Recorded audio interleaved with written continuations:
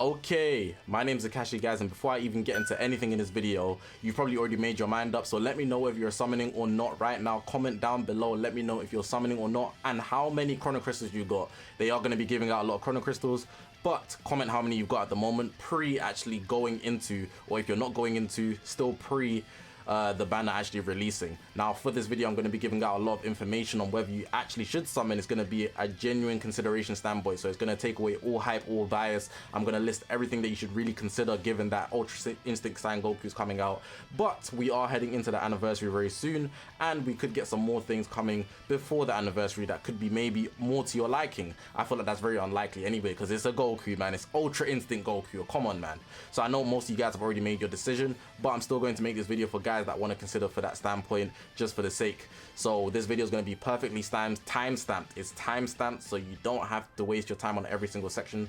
But I advise you listen to everything I have to say. Hopefully you guys are going to enjoy this video, man. If you haven't already, make sure to press the subscribe button. We're on this grind to 40,000 subscribers. All my social media is going to be on the bottom of the screen. This is the YouTube channel. We've got a Twitter, Twitch, Reddit, Instagram, and a Discord link all in the description below. So make sure to check me out all of those. But yeah, man, I'm not holding you guys up any longer. Let's actually get into this video now. Okay, so while I actually explain these things before the actual banner even is talked about or any of the units, I want you to consider these things obviously because there are other things surrounding the banner that you need to consider. So you should know that it's a Legends limited banner, so there's going to be steps and there's a pity system. The pity system is quite expensive, but just so you know, they have that system there. The banner will last maybe a week or two, probably 2 weeks before it actually reverts from 2 times rates to actually just the regular rates. Very unlikely that it will be more than 2 times Z power drop, sorry, and 20% rates, simply because they haven't done that since the first time they did it with Blue Bros and Sword of Hope Trunks. So don't expect 3 times Z power. It's probably going to be 2,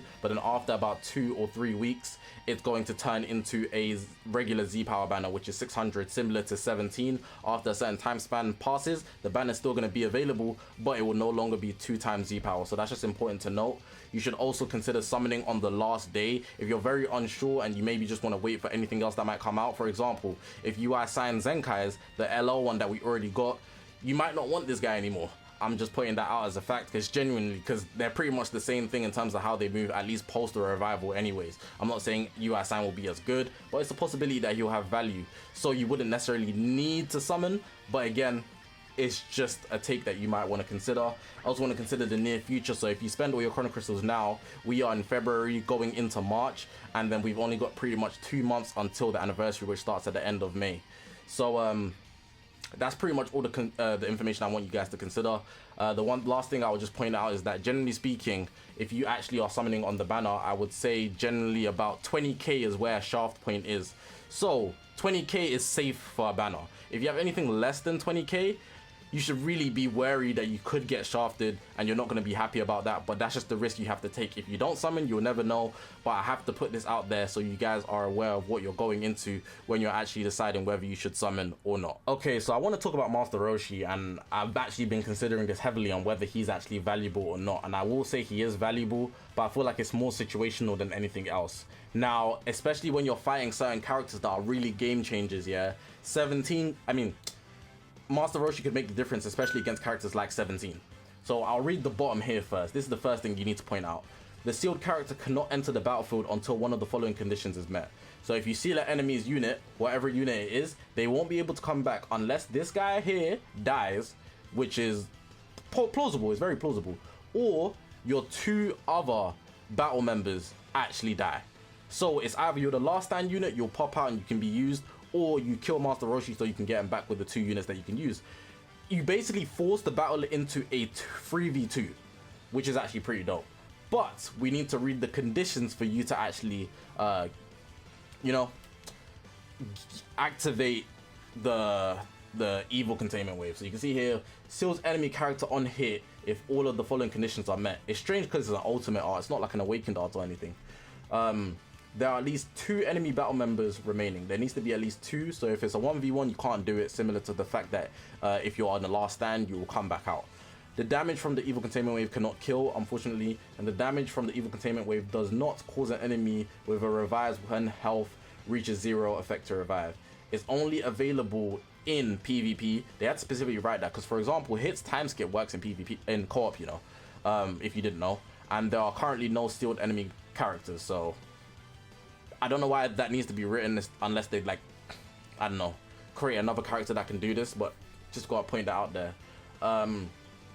Really and truly, this will actually be very beneficial if you use it in a position where you need to stop somebody from switching in so far. So for example, I'll bring up LF4Q on GT, the yellow one that Zenkai'd. He always cover changes, you could stop him from doing that.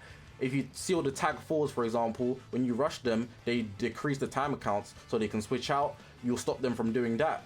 Some other people, 17, I already mentioned him, he's very, very annoying. UGB, you could leave him for last and then rush him. It does put you in some good positions. It's not like you don't have to deal with the unit and they will take damage. It's just that you still have to deal with them later. So it's useful overall. I'm not sleeping on it at all. But the other thing I want to point out is that if you're summoning for him, you're really just going to use him on USS, Universe Rep. The only other options that are yellow are literally SSB Vegeta and Super Saiyan Blue Kaioken Goku. And just like Roshi, they are range types. So if any of those guys get a Plat, or if SSBE gets a Zenkai, any of them get a Zenkai, I don't think Kaioken will, but just being honest, I think people would push this guy aside if the Plat or the Zenkai that could possibly come is good. They'll push this guy aside real quick.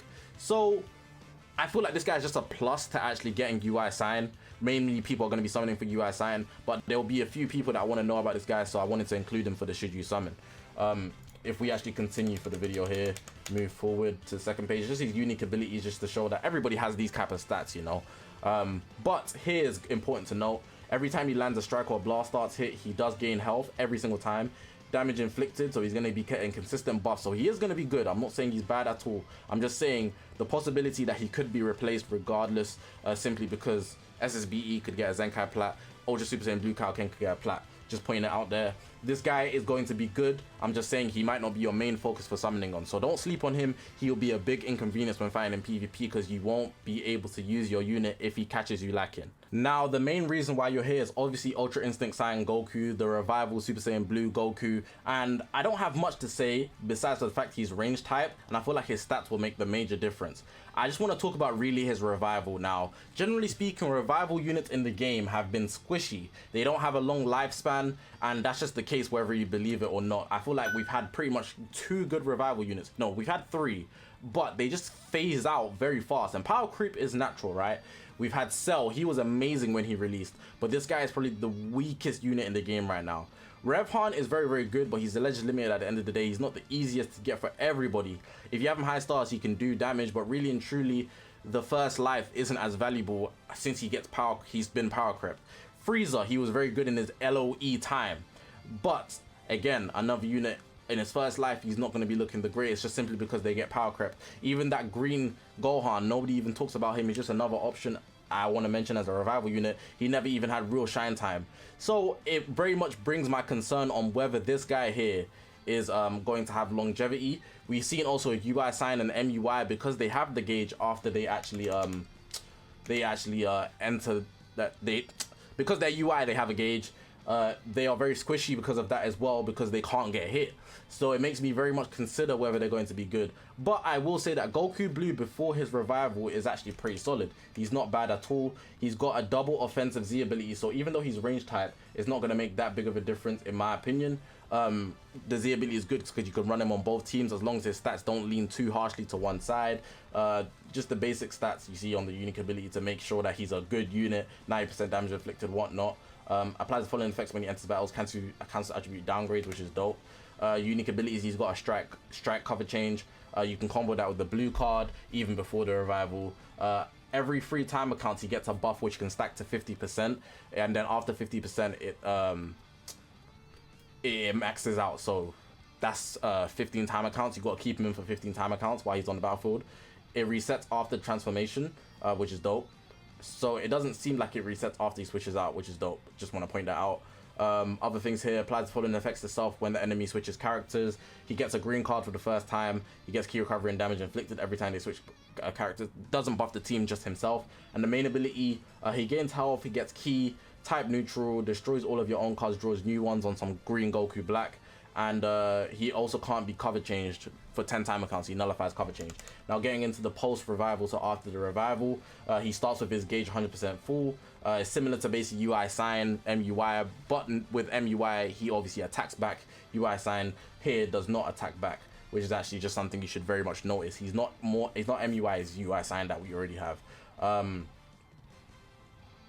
He also can't be cover changed, which is pretty dope for 40 time accounts. Now what I've noticed here is that he's literally on a timer. He's good for a certain amount of time after the revival. Similar to how he was in the anime, he didn't last for that long. So he's got draw speed that's permanent and can't be cancelled, but after 60 time accounts it's gone. Here we got can't be cover changed for 40 time accounts, but after 40 time accounts it's gone. It can't be cancelled, but after a certain amount of times it's gone. So I feel like the main thing that would be to consider is that he might actually be squishy, and because of that it might consider whether he'd have a lot of longevity. You might spend a lot of CC on this guy and then not use him even the next month, which is crazy, right? So I just want to point that out so everybody knows.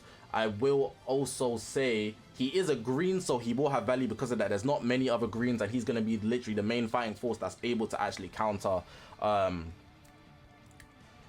green blue purple setup, or blue purple Zamasu 17, real menaces to society. So he will have a lot of life because of that. I just hope he isn't especially squishy, and especially in his first life more than anything.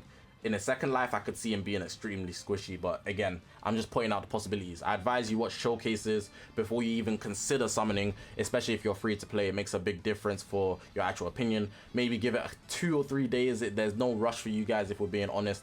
Just want to point that out so you guys don't spend your chrono crystals and you're like, wow, I feel like I wasted my CC. Even though it is UI sign Goku, a lot of you guys are collectors. I want to point that out there. Now, should you summon? I generally think he's gonna be good. He's going to be good, regardless. He's going to be valid. He's the only green that can really change the game right now. Everybody using a blue, purple variation, or have some sort of blue on their team, because Zamasu and 17 are so dominant. They're both easily top 5 units in the game. And it's actually scary that you can just pair them with a purple, and if you bring a green, that's the exact unit that's going to counter them is the best unit in the game. Let's not even talk about Beast Gohan existing, bro. He's been here forever.